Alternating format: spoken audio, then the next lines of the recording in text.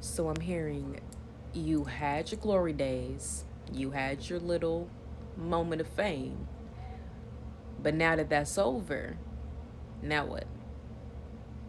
Now that you're in the real world, now that you are facing reality, now what? And basically, what this is talking about is there was a moment where you were severely bullied and abused by people. Like, when you think bully, you think like just childish antics. But yeah, it was childish. But when it gets to a point where you have adults bullying you, then it really becomes abuse. And I'm getting this energy of whether this was you were in high school or whether you were in college. Take it that resonates. But you were involved with a group of people that severely abused you. Like, they ganged up on you.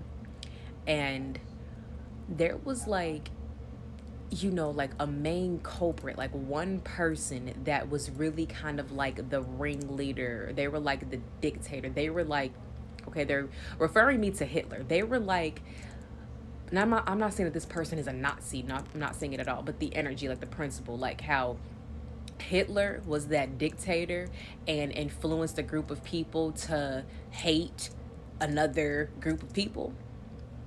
Same with this. This was an evil dictator that gathered a group of people to come against you.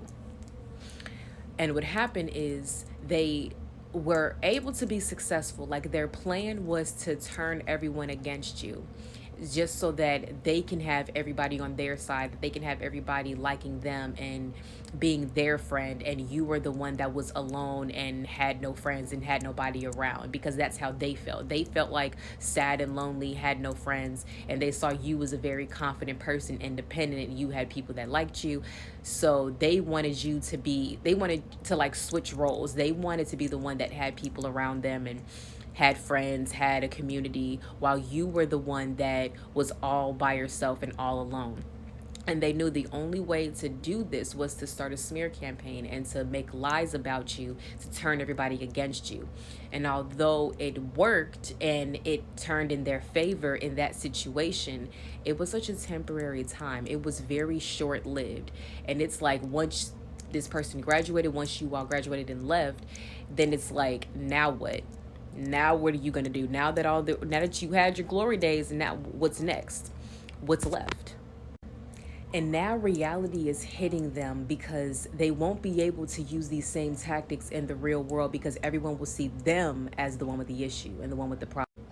So now this person is having a rude awakening about life, where they are realizing that the way that they were able to, you know, gather a group of people together, the way that they were able to turn a group against one person so easily is not always going to be able to happen, because they were in a situation where they were dealing with people.